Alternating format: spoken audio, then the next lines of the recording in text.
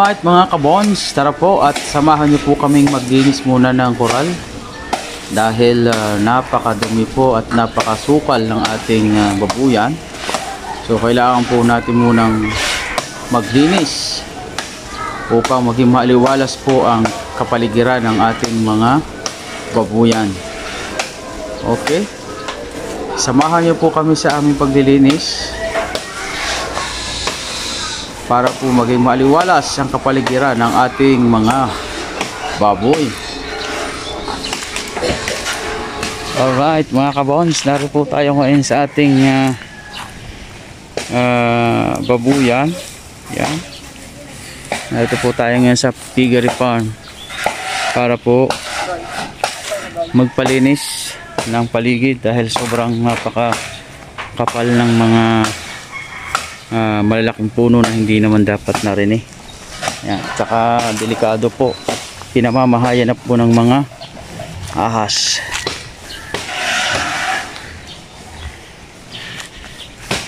So mula dito, mula dyan hanggang doon sa dulo, palilinis po natin, no? Patatabas na po natin.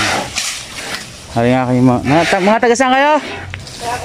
Hari nga kayo mga bagong tropa pips, mga bulugo ito pero masisipag. So ayan,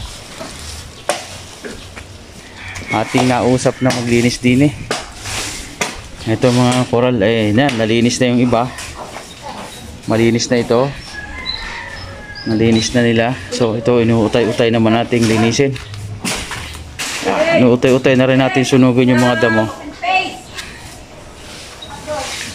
Ito kaninang umaga napakakapal ng mga kahoy dito.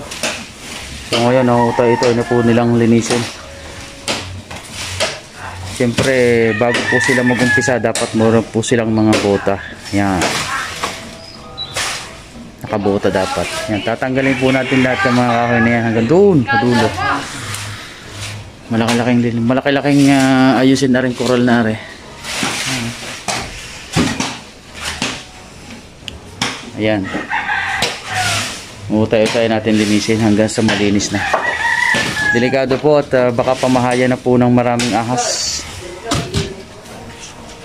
So ito na yung mga nalinis na coral. Itong parting ito, yan, nalinis na yan. So hanggang dito po tayo, padulo, papunta doon. Hindi lang po ako makapunta at ako ay walang bota. So dito tayo dadaan sa may malinis na. Itong mga bubong na ito, guhunaw, napabayaan na ng matagal na panahon. Halos 10 taon itong hindi nagamit. Itong mga punong ito dati wala ito dito nung may nagbabantay pa, pero ngayon ito na siyang nangyari. Medyo napabayaan na, napakalaki na ng linisin.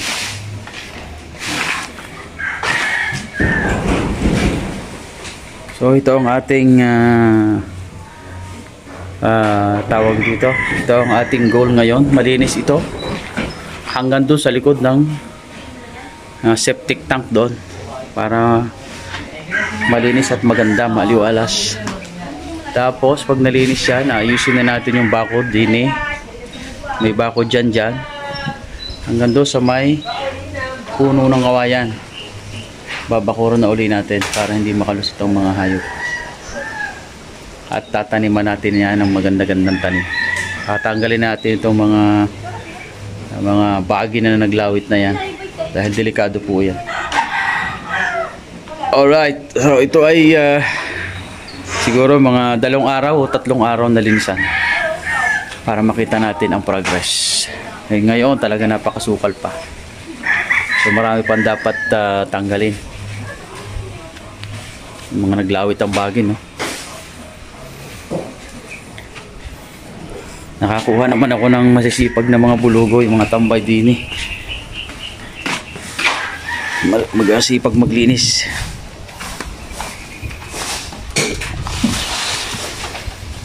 May nagwawalit pa sa bubong.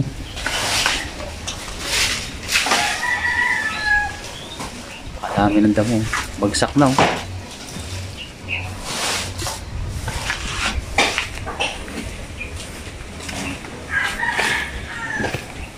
Ito yung ating mga nakuhang kahoy. Ang dami. Kunti pa lang yan. Kumpara sa mga tatanggalin pang kahoy.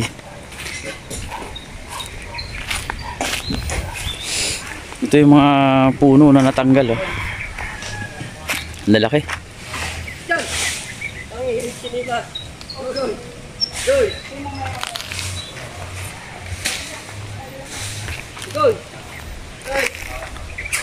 All right. 3,000 years later.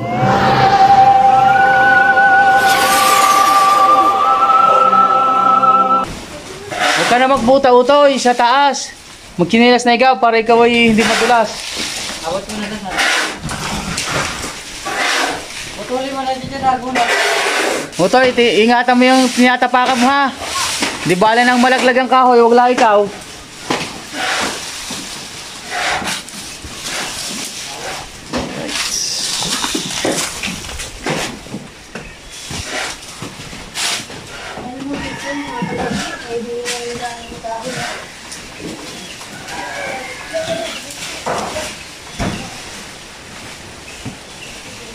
Hanggang dine ang ating papalinis.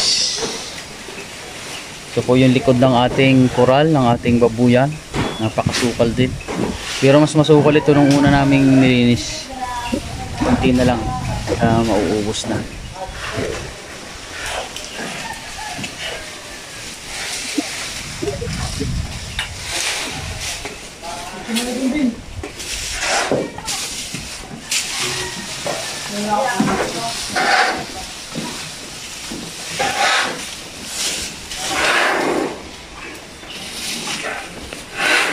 Yun na lang. Humawan-hawa na. Lumaliwanag na ng kaunti.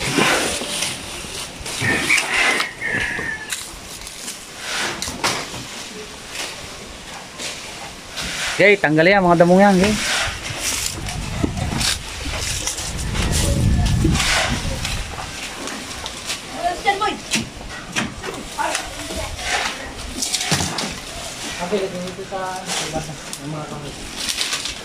Gapok yung tinutungtungan mo utoy ha.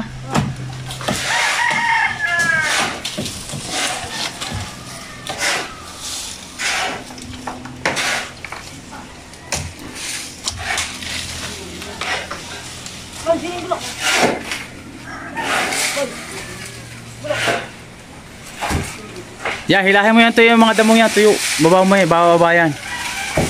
Yung gulok, ibaba mo muna at baka maano ka. Ay.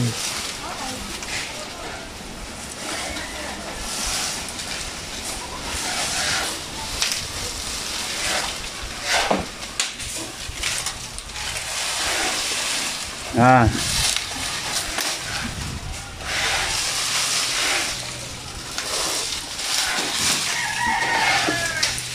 Ay mga batang aray masisipag. Ingat lang at yung malaki, tabtaban mo muna ng kahoy utoy. Masa nga. Huwag mong itatapon din sa tangke ha. At yari ibabara. Aray tapon na ng tae. Ay, huwag nyo tatapunan aray. Dalawa yan.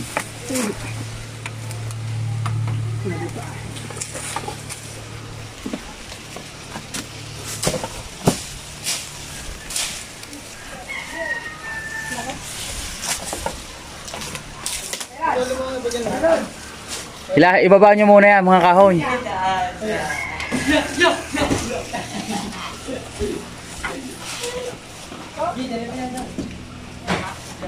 Baka may ahas din eh.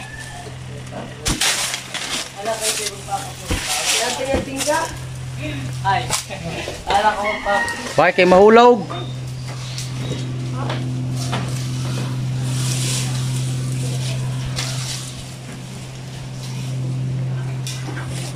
Ingat-ingat lang ha, talagang mataas yan.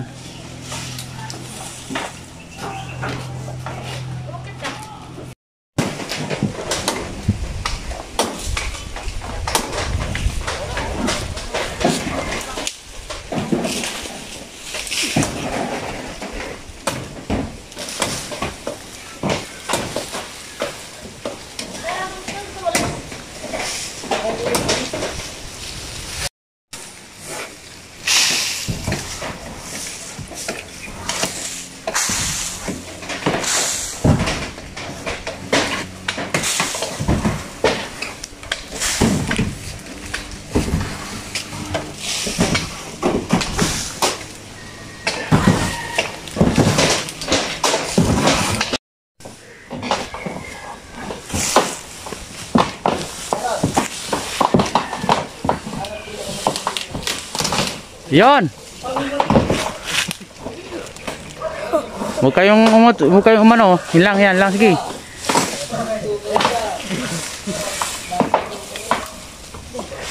Huwag tayo umalis ka dyan, baka sumama ka.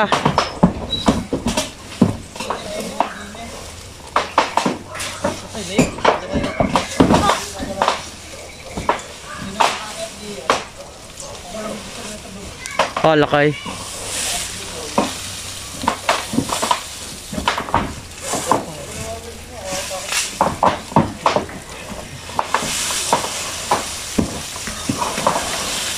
Kaya gumuguho yung bubong. Gawa niyan.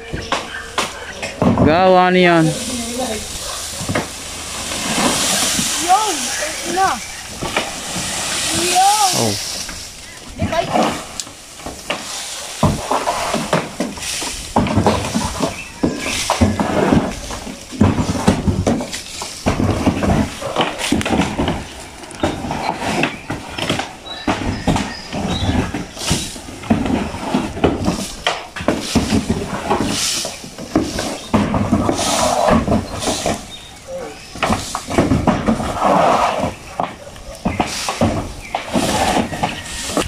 Kahapon ito ay hindi makita ang dulo, so ngayon ay dapa na lahat ang damo. Ganyan na po yan na kaaliwalas tingnan. At siya naman ay ating matutuyuin ng konti, saka natin uutay-utay sunugin. Ayan. So maganda na ang ating coral, malinis na. Ayun, yun na lang ang pinakadulo doon, ang ating lilinisan. Padadapain natin ang damo at uutay-utay nating sunugin. Eto, kung gaano ito kasukal kahapon, napakalinis naman na ngayon. So inuutay-utay na rin natin sunugin yung ibang mga damo. Wala na rin yung mga nag-alangit ditong kahoy na malalaki na ibaba na natin kahapon. Maganda-ganda na po ang progress ng ating babuyan. Maganda-ganda na tingnan, hindi na nakatakot lakaran.